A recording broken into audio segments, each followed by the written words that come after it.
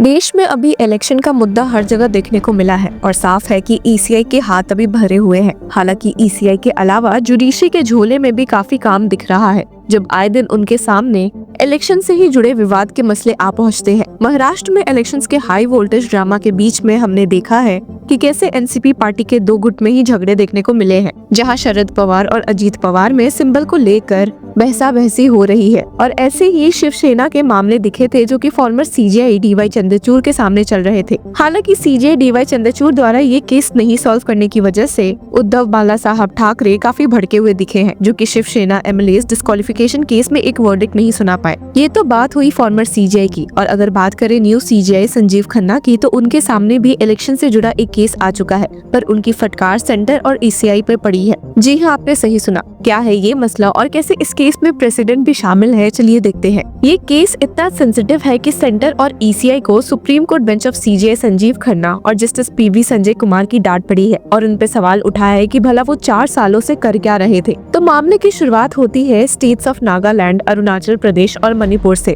जहाँ पर डीलिमिटेशन की प्रोसेस पिछले 4 सालों से ठप पड़ी हुई है। आपको बता दें कि डीलिमिटेशन एक ऐसा प्रोसेस है जिसमें इलेक्टोरल कॉन्स्टिट्यूएंसीज, चुनावी क्षेत्र की बाउंड्रीज को पॉपुलेशन के हिसाब से एडजस्ट किया जाता है, और अगर ये टाइम टू टाइम अपडेट नहीं हुई तो लोगों को रिप्रेजेंटेशन में दिक्कतें आएंगी और उनके साथ इनइक्वालिटी होगी। ये सब बातें इलेक्शन प्रोसेस को बहुत हैम्पर कर सकती है। बात ऐसी है कि इन नॉर्थर्न स्टेट्स में थोड़े सीरियस कंडीशंस रहते हैं, जिनको देखकर ये डीलिमिटेशन प्रोसेस को डिले कर दिया गया था। लेकिन इस केस में मेजर ट्विस्ट साल 2020 में आया, जब एक प्रेसिडेंशियल ऑर्डर के तहत डीलिमिटेशन प्रोसेस में की गई देरी को रिमूव कर दिया गया था। हालांकि प्रेसिडेंट के इस ऑर्डर के बावजूद भी 2024 तक कोई अपडेट नहीं आई है, और ये देखकर सुप्रीम कोर्ट बेंच ईसीआई और सेंटर से काफी नाराज दिखी है। सीजेआई संजीव खन्ना ने स्ट्रिक्ट होते हुए कह दिया कि once the president resigns the notification, the election commission cannot say it will not be done. What have you done in the past 4 years to set the ball rolling. हालांकि ECI को target करते हुए petitioner की ओर से मौजूद advocate जी गर्मे ने कह दिया कि उन्होंने अपने काउंटर में फाइल किया था कि प्रेसिडेंट के ऑर्डर से ऐसा नहीं हो सकता कि एकदम से प्रोसेस शुरू हो जाए। ये सुनकर तो सुप्रीम कोर्ट बेंच चौंक गई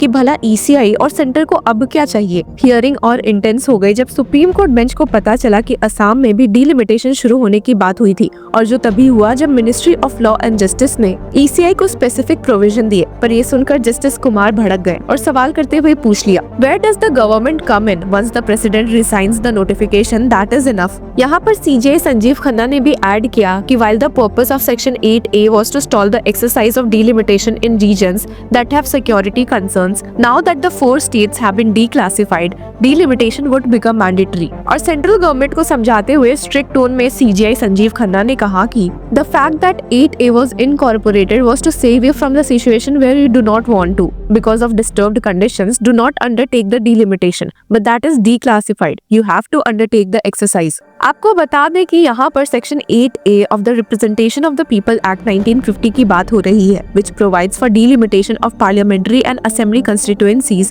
in the states of Arunachal Pradesh, Assam, Manipur और नागालैंड। पर सीजेआई की बातें सुनने के बाद यूनियन गवर्नमेंट की ओर से मौजूद additional solicitor general KM Nataraj fresh outbreak of violence in Manipur की बात उठाने लगे कि इस वजह से ही प्रोसेस में काफी दिक्कतें आएंगी, इसलिए ही ये काम नहीं हुआ है। He stated, situation in Manipur might not be conducive, but for other states consultation is going। ASG ने कहा भी कि इस केस में वे ग्राउंड रिपोर्ट्स का वेट कर रहे हैं और उसके बाद ही कोई एक्शन लिया जाएगा। हालांकि सीजेआई खन्ना ने फर्म होते हुए कहा, once the deferment order is rescinded, the election commission cannot say it will not be done। We get Manipur, but what about other states? Arunachal also nothing। CJI की बात का समर्थन करते हुए जस्टिस कुमार ने भी सेक्शन 8A सबसेक्शन 3 को refer करते हुए कहा कि the provision provides for the delimitation to take place immediately by the ECI after the rescinding order। और ECI को डांटते हुए कहा, as soon as it is rescinded, you have to set the ball rolling। What have you done? Bench ने कहा कि इस तरह से सारे स्टेट्स को एक साथ क्लब करना काफी गलत है, as nothing adverse seemed to happen in Nagaland और अरुणाचल प्रदेश।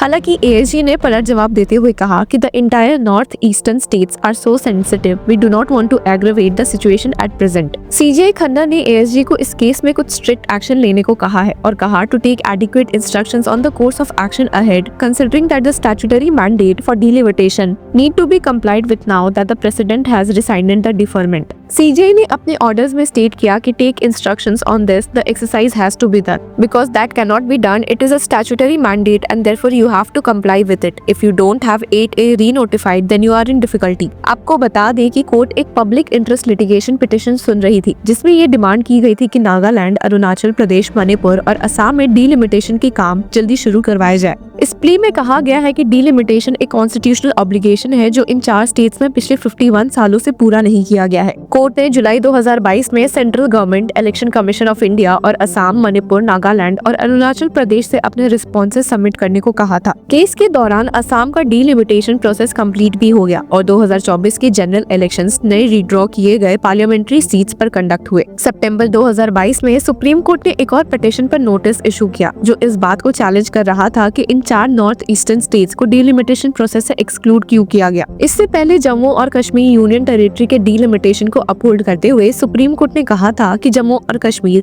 और नॉर्थ ईस्ट के 4 स्टेट्स की सिचुएशन एकदम अलग है. अब इस केस की सुनवाई जनवरी 2025 में होगी, तो देखते हैं कि ECI और सेंटर के साइड से क्या जवाब सुनने को मिलता है. इस मामले में अपनी राय हमारे साथ जरूर शेयर करें. Until then, keep following Law Chakra. AIB crack करना है लेकिन कैसे करें स्मार्ट स्टडी और इफेक्टिव स्ट्रैटेजीज का यूज. नो स्ट्रेस, हम लेकर आए हैं आपके लिए एक अल्टीमेट सोल्यूशन. लॉ चक्रा के साथ आपको मिलेगा टॉप नॉच टिप्स और proven techniques specially for AIB और advocate on record Nishant Verma के इनवैल्यूएबल इनसाइट्स के साथ 30 नवंबर को ज्वाइन करिए हमारे एक्सक्लूसिव वेबिनार में, जहां आपको मिलेगा ओपन बुक एग्जाम का सही तरीका और वो सब कुछ जो आपके AIB प्रिपरेशन को बूस्ट करेगा. हर क्वेश्चन का जवाब, लाइव इंटरैक्शन और एक्सपर्ट से अपने डाउट्स क्लियर करने का एक मौका. AIB टफ तो जरूर है लेकिन राइट गाइडेंस के साथ ये अचीवेबल है. 30 नवंबर हमें ज्वाइन करिए और अपने सपने को एक और स्टेप अपने करीब लाइए. Register now. Hello law lovers and justice seekers, welcome to Law Chakra. हम आपके लिए लेकर आए हैं कुछ बहुत ही exclusive. Introducing Law Chakra Prime membership, जो आपको देगा exclusive access like never before. चाहते हो कि सबसे पहले आपको मिले latest legal updates? Law Chakra Prime के साथ आपको मिलेगा early access to exclusive content, critical case analysis, courtroom battle का ब्रेकडाउन, वो भी बाकी व्यूअर्स से पहले. मोर अपडेट्स, मोर एनालिसिस, यानी कि फुल इनसाइडर एक्सेस, वो भी बस घर बैठे. यही नहीं, प्राइम मेंबर को मिलेगा access to exclusive interview session with renowned जजेस, लीगल एक्सपर्ट्स एंड लॉयर्स. ऐसे इनसाइट्स जो आपको कहीं और नहीं मिले. इसी के साथ अगर आप कभी सोचे कि हम कैसे लेकर आते हैं आपके लिए ये लीगल अपडेट्स, तो इसके लिए भी प्राइम मेंबर्स के लिए है हमारे पास एक special sneak peek behind the scenes of law chakra. Brainstorming session से लेकर ब्लूपर्स तक सब कुछ. In short, more content, more update and more analysis. Political legal controversies हो या इन डेप्थ लीगल सेशंस, सब कुछ आपको मिलेगा एट वेरी मिनिमल प्राइस. बनिए लॉ चक्र की प्राइम मेंबर और अनलॉक कीजिए full potential of legal knowledge. अभी ज्वाइन कीजिए.